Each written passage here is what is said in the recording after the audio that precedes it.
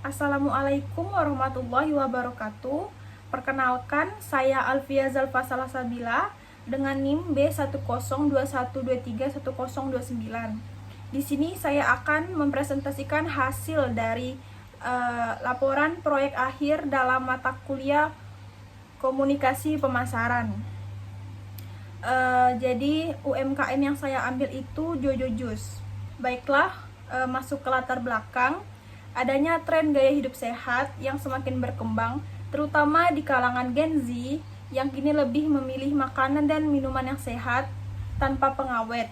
Melalui survei sebanyak 500 responden di Indonesia menunjukkan bahwa sebanyak 65% Gen Z mulai mengurangi minuman manis tinggi gula dan bahan kimia. Hal ini dapat didorong melalui akses informasi kesehatan melalui media sosial. Dan di Pontianak sendiri, minuman sehat berbasis jus buah ini juga mulai populer. Namun banyak produk yang masih memakai bahan yang menggunakan kimia, lalu memakai pemanis buatan, dan tidak sepenuhnya menggunakan buah yang segar. Dengan adanya kondisi ini dapat menjadi peluang bagi Jojo Jus untuk hadir sebagai minuman yang sehat, berbahan buah segar tanpa pengawet dengan varian yang beragam serta harga yang terjangkau. Selain jus sehat, Jojo Jus juga menyediakan berbagai alternatif minuman serta menawarkan tempat suasana yang modern, nyaman untuk pelajar dan pekerja muda yang sesuai dengan Gen Z. Hal inilah yang membuat Jojo Jus populer untuk melakukan work of cafe. Selanjutnya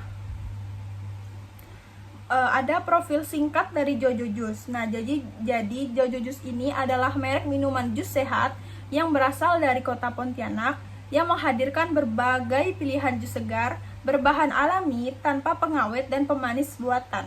Selain jus, Jojo Jus juga menawarkan minuman manis serta menu makanan yang sehat, contohnya seperti sandwich dan juga potato dengan berbagai pilihan isian dan juga saus.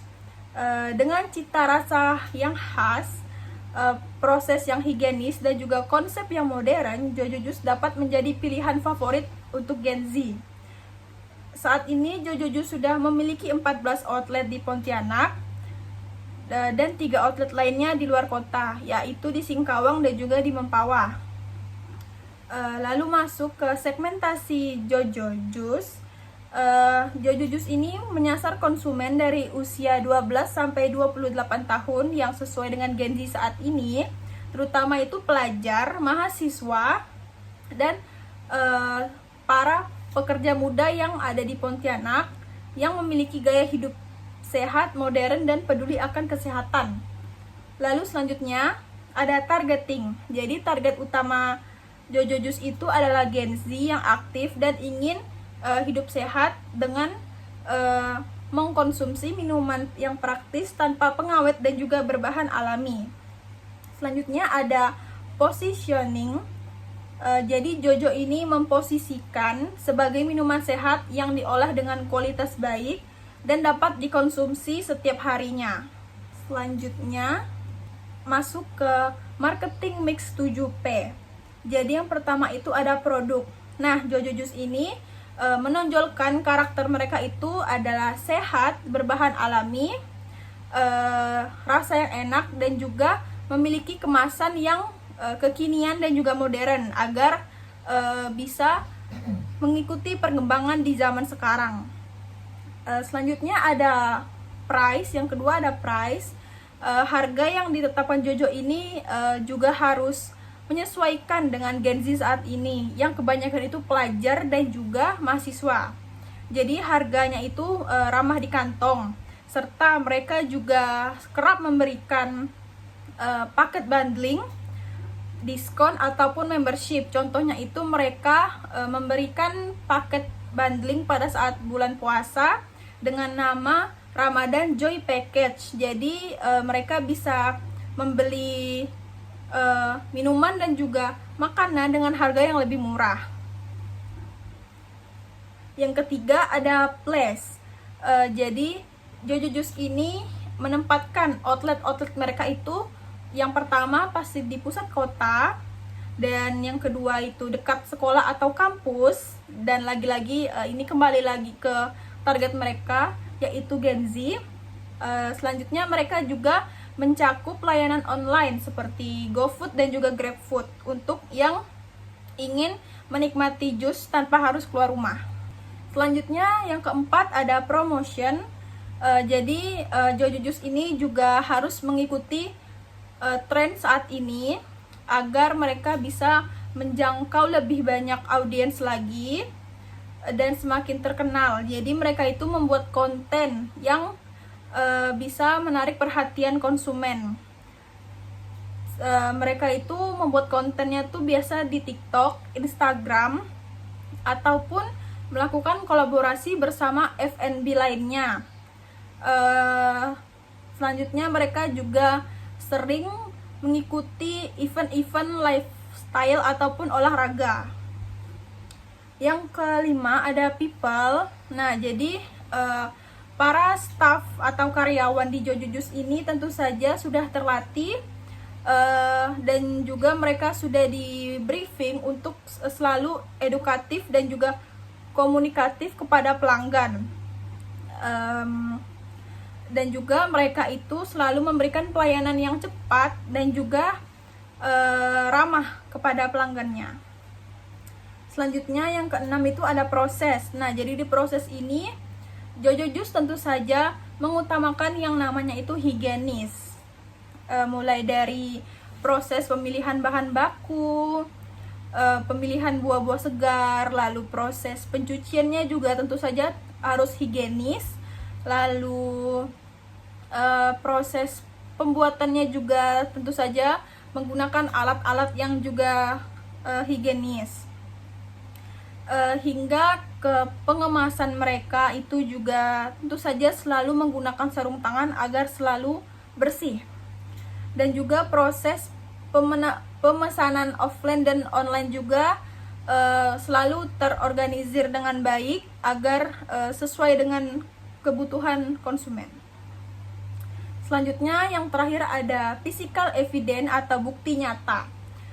Jadi bukti nyata dari Jojo Juice ini ada kemasan cup dan juga botol yang tentu saja khas dengan logo mereka, yaitu warna merah, dan juga ada beruang yang sedang memegang cup. Lalu juga mereka selalu memperhatikan outlet agar selalu bersih. Jadi stafnya itu selalu cepat membersihkan meja bekas pelanggan agar selalu terlihat bersih. Dan juga brandingan mereka di media sosial ini juga penting untuk menjadi bukti nyata. Selanjutnya ada rumusan komunikasi pemasaran. Yang pertama itu ada personal selling. Nah, jadi setiap weekend mereka itu buka stand di Car Free Day atau biasa orang Pontianak itu nyebutnya itu CFD. Jadi mereka itu para karyawan itu harus responsif dan komunikatif dalam menjawab berbagai pertanyaan dari pelanggan. Jadi nanti di stand tersebut mereka harus menawarkan produk, lalu menjelaskan manfaat dari berbagai varian yang mereka jual. Lalu mereka juga dapat merekomendasikan apa yang dibutuhkan pelanggan saat ini. Selanjutnya ada sales promotion. Nah, jadi Jojo Juice ini juga kerap memberikan promo bundling, lalu diskon, lalu merchandise, dan juga kupon di hari-hari tertentu atau hari-hari besar. Sebagai contoh, mereka itu memberikan merchandise itu pada saat hari Natal. Jadi mereka memberikan kayak gantungan kecil gitu untuk pelanggan mereka tanpa minimal pembelian. Jadi itu khusus untuk hari Natal saja. Yang ketiga ada direct marketing. Nah, jadi Jojo Juice ini juga sangat terbuka kepada pelanggan untuk menyampaikan keluhan mereka. Jadi Jojo Juice ini membuat saluran di Instagram agar lebih nyaman untuk berkomunikasi dengan dengan pelanggannya, seperti mereka bisa menyampaikan informasi mengenai promo, lalu informasi event-event kegiatan yang berhubungan dengan olahraga atau lifestyle. Mereka juga mencantumkan nomor WhatsApp untuk menerima kritik dan saran dari pelanggan mereka. Yang keempat ada public relation. Jadi Jojo Juice ini membuat konten-konten yang mengedukasi di media sosial. Mereka harus sesuai dengan brandingan mereka. Lalu biasanya juga mereka itu ya mengikuti event-event olahraga dan juga lifestyle. Selanjutnya itu ada kesimpulan. Jadi yang bisa saya simpulkan, Jojo Juice ini sangat memiliki potensi yang besar di kota Pontianak, terutama di kalangan Gen Z yang peduli akan gaya hidup sehat. Melalui analisis STP dan juga marketing mix 7P, Jojo Juice mampu memposisikan dirinya sebagai minuman sehat berbahan alami dan tanpa pengawet dengan harga yang terjangkau, lokasi yang strategis, pelayanan yang baik, dan proses yang higienis, serta tampilan outlet yang sangat modern. Melalui strategi komunikasi pemasaran, ada personal selling, sales promotion, direct marketing, dan public relation, itu sangat efektif dalam meningkatkan kesadaran merek dan juga minat beli. Secara keseluruhan, Jojo Juice memiliki dasar komunikatif pemasaran yang kuat dan peluang yang besar untuk terus berkembang sebagai pilihan minuman dan makanan sehat bagi masyarakat di Pontianak. Selanjutnya ini adalah bukti iklan TV, iklan media sosial, iklan konten marketing, iklan high copy, dan iklan low copy yang sudah saya buat. Baiklah, sekian dari presentasi saya. Saya ucapkan terima kasih dan juga mohon maaf jika presentasi saya masih banyak kurangnya. Dan wassalamualaikum warahmatullahi wabarakatuh.